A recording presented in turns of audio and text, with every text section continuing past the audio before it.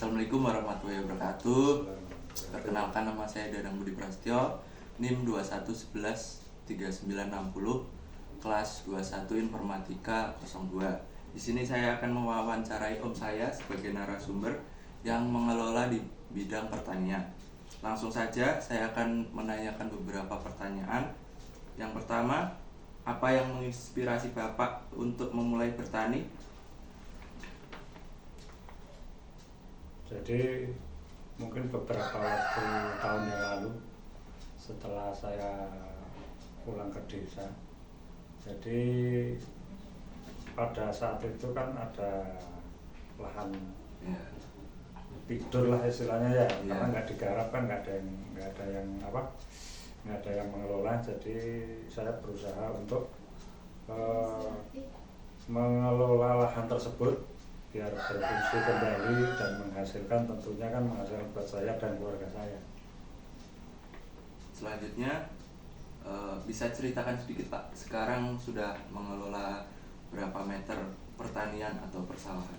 Untuk meternya ini ya Mas Danang, untuk meternya yang namanya kurang tahu pasti ya, mungkin perkiraan itu kurang lebih ya ada 1000 meter kayaknya, kurang lebih sekitar 1000 meter lah untuk lahan yang saya kelola saat ini. Selanjutnya, tanaman yang paling Bapak sukai untuk ditanam di untuk pertanian itu ya sebenarnya banyak, istilahnya kan komoditas itu banyak yang apa istilahnya yang cocok ditanam di lahan tersebut. Ada ketimun, ada kacang panjang, kacang tanah, kacang hijau, dan yang jelas padi tentunya. Tapi untuk kayak yang saya jalani, karena saya lebih fokus ke palawija, jadi saya lebih ke penanaman cabai. Jadi kadang ada cabai keriting, cabai rawit, tapi yang saya tanam saat ini itu cabai keriting. Jadi saya lebih fokus ke cabai keriting untuk saat ini. Bagaimana Bapak mengelola tantangan seperti cuaca buruk atau hama? Cuaca dan hama itu memang udah jadi tantangan para petani. Jadi untuk cuaca mungkin kita untuk antisipasi cuaca paling kalau cabai itu lebih rentan dengan air hujan. Jadi untuk penanaman palawija khususnya cabai yang saya tanam itu setelah panen padi. Jadi untuk musim penghujan itu kita tanam padi lah, setelah tanam padi baru kita beralih ke tanaman palawija khususnya cabai itu tadi. Jadi untuk penanganan hama ya yang jelas kan kita ikuti apa keadaan yang ada di lapangan. Misalkan ada ulat ataupun yang menyerang batang adalah misalkan jamur. Jadi sesuai kebutuhan di lapangan aja. Jadi tentukan obatnya kan yang kita gunakan pestisida, insektisida itu udah yang jelas sudah tersedia lah.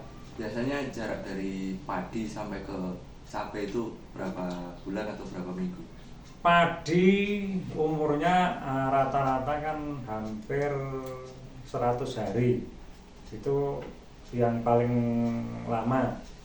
Jadi untuk padi biasanya 4 bulan lah, taruh 4 bulan. Untuk jeda sampai pengolahan tanah selanjutnya untuk tanaman cabai itu kurang lebih ya 3 bulan lagi. Jadi setelah tanah kering, benar-benar kering, biasanya kan ketemunya setelah tanam padi, lahan daerah saya itu kan biasanya kan terus kemarau. Biasanya kan waktu itu setelah kemarau baru kita pengolahan selanjutnya untuk penanaman cabai tersebut. Selanjutnya Pak, bagaimana Bapak menjaga kesuburan tanah di lahan pertanian? Yang jelas pupuk, tapi yang kita gunakan, jadi kita lebih mengedepankan pupuk kompos atau istilahnya pupuk kandang. Jadi sebelum mulai penanaman, setelah pembuatan lahan, sebelum ditanami pohon cabai, yaitu kita kasih pupuk kandang dulu.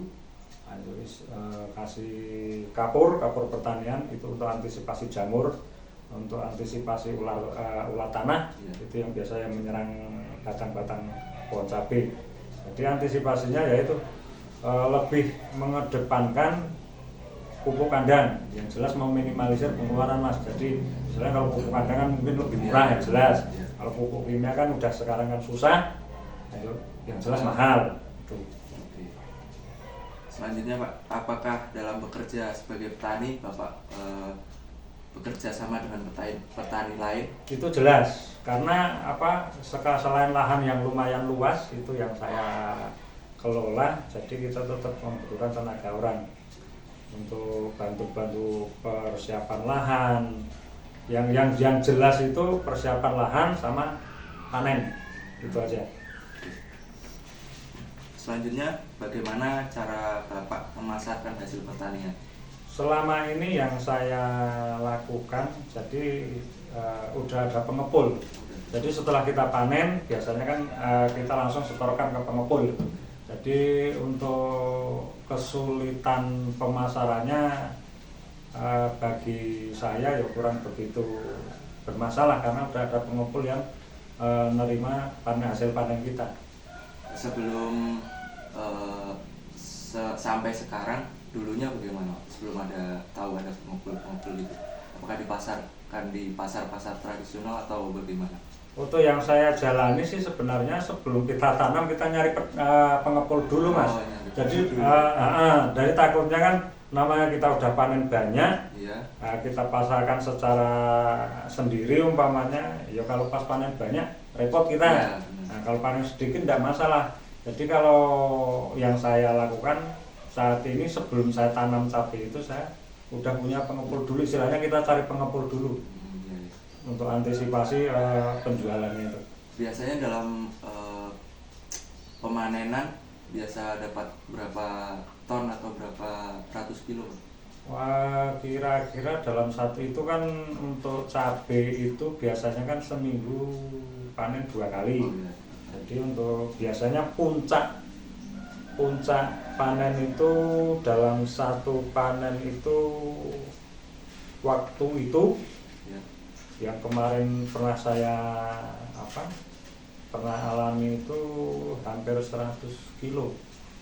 Jadi kurang lebih 100 kilo itu dalam satu panenan. Jadi misalkan seminggu 2 kali, kalau kondisi cuaca stabil maksudnya belum terus ketemu musim hujan, biasanya itu bisa sampai 2 bulan itu masih panen, masih metik cabai itu. Selanjutnya, bagaimana Bapak bisa menentukan benih atau tanaman yang akan ditanam? Apakah Bapak melakukan analisa terlebih dahulu terhadap harga pasar dan mungkin analisa tentang serangan hama? Kalau berhubungan dengan harga pasar kita nggak bisa Mas, karena harga pasar kita jujur aja nggak bisa diprediksi. Tapi kalau untuk berhubungan dengan istilahnya penyakit atau istilahnya hama, itu kita emang antisipasi untuk misalkan musim sekarang itu yang sering itu kena daun kuning atau istilahnya penyakit bule. Nah itu kita cari bibit yang antivirus.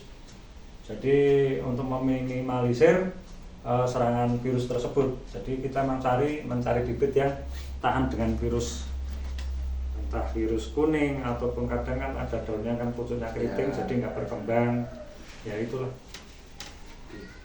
Selanjutnya, ceritakan pengalaman sulit Bapak yang pernah dialami dalam bertani dan bagaimana mengatasinya. Kesulitan yang pernah sih dialami. namanya bilang sulit ya sebenarnya semuanya sulit, tapi selagi kita istilahnya menguasai lapangan dalam istilah dunia pertanian, kita kan tetap cari informasi, istilahnya konsultasi sama rekan-rekan. Jadi saya rasa kesulitan itu bisa diminimalisir dengan kita tanya sama temen ataupun sharing-sharing sama, kalau istilahnya kalau di dunia pertanian di desa kami kan istilahnya kan ada PPL, petugas lapangan kan, jadi kita kadang konsultasi ke mereka untuk penanganan entah itu masalah bibit ataupun hama, istilahnya yang berhubungan dengan dunia pertanian lah. Terakhir Pak, pertanyaan dari saya, apakah Bapak memiliki saran bagi generasi muda yang ingin melakukan atau terjun ke dunia pertanian? Saya rasa semua bisa untuk terjun ke dunia pertanian, istilahnya untuk generasi muda saat ini, karena biarpun bagaimana istilahnya dunia pertanian itu sekarang kan ada yang istilahnya petani modern, Ya. jadi segalanya pakai modern lah. Ya mungkin alangkah baiknya untuk generasi muda sekarang bisa ikut terjun ke dunia pertanian untuk istilahnya kan bahasa kerennya kan untuk swasembada pangan ya, Iya. untuk tentunya untuk kebutuhan masyarakat Indonesia. Itu aja. Ya sudah. Sekian pertanyaan atau wawancara dari saya. Bila ada kesalahan kata dari saya, mohon maaf yang sebesar-besarnya. Assalamualaikum warahmatullahi wabarakatuh. Waalaikumsalam.